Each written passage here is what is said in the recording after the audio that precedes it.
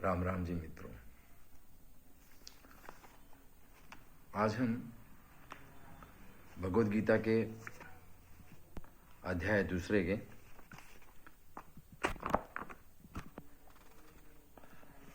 श्लोक 38 से शुरुआत करेंगे। सुख दुखे समे कृत्वा लाभालाभो जया जया ततः युद्धाय युज्यस्व न एवं पापम अवापस्यसि।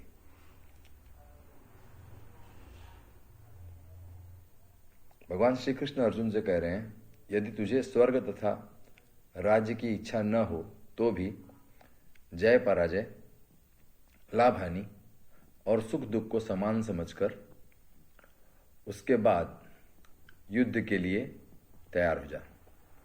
इस प्रकार युद्ध करने से तू पाप को नहीं प्राप्त होगा।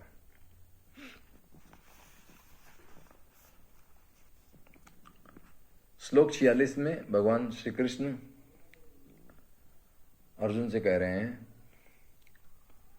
यावान अर्थः उदपाने सर्वतः सम्लुतोदके तावान सर्वेषु वेदेषु ब्राह्मणस्य विजानतः।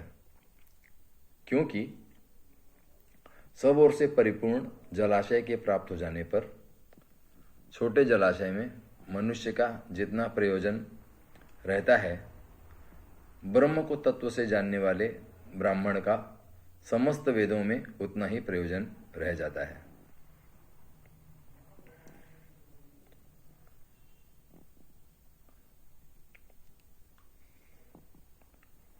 इसके बाद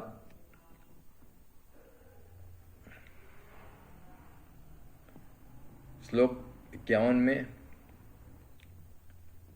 भगवान श्री कृष्ण कहते हैं, कर्मजं बुद्धियुक्ता ही फलम त्यक्त्वा मनीषिणः जन्म बंधन विनिर्मुक्ता पदम गच्छन्ति अनामयम। क्योंकि समबुद्धि से युक्त ज्ञानी जन कर्मों से उत्पन्न होने वाले निर्विकार फल को त्याग कर जन्म रूप बंधन से मुक्त हो परम पद को प्राप्त हो जाते हैं। श्लोक 53 में कहते हैं,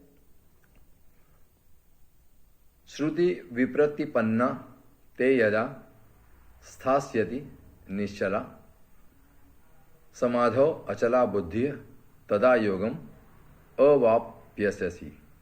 और भांति भांति के वचनों को सुनने से विचलित हुई तेरी बुद्धि जब परमात्मा में अचल और स्थिर ठहर जाएगी तब तू योग को प्राप्त हो जाएगा, अर्थात तेरा परमात्मा में नित्य संयोग हो जाएगा।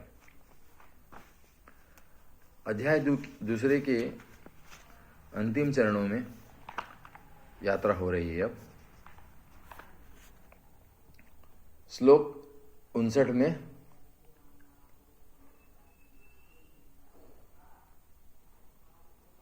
भगवान श्री कृष्ण कहते हैं, निरा विषयाः विनिवर्तन्ते निराहारस्य देहिनः रसवर्जम रसः अपि अस्य परम दृष्ट्वा निवर्तते। यद्यपि इंद्रियों के द्वारा विषयों को ग्रहण न करने वाले पुरुष के भी केवल विषय तो निवृत्त हो जाते हैं, परंतु उनमें रहने वाली आसक्ति निवृत्त नहीं होती। इस स्थित प्रज्ञ पुरुष की तो आसक्ति भी परमात्मा का साक्षात्कार करके ही निवृत्त हो जाती है। इसके बाद हम भगवद गीता के तृतीय अध्याय में प्रवेश करेंगे। तो तृतीय अध्याय में हमारा प्रवेश अगले चरण में होगा, लेकिन आज के इस दूसरे अध्याय में भगवान श्री कृष्ण बार बार अर्जुन को ये समझा रहे हैं कि उसे युद्ध में क्यों उतरना चाहिए। यही क्षत्रिय धर्म है। आज इतना ही। शुभ रात्रि।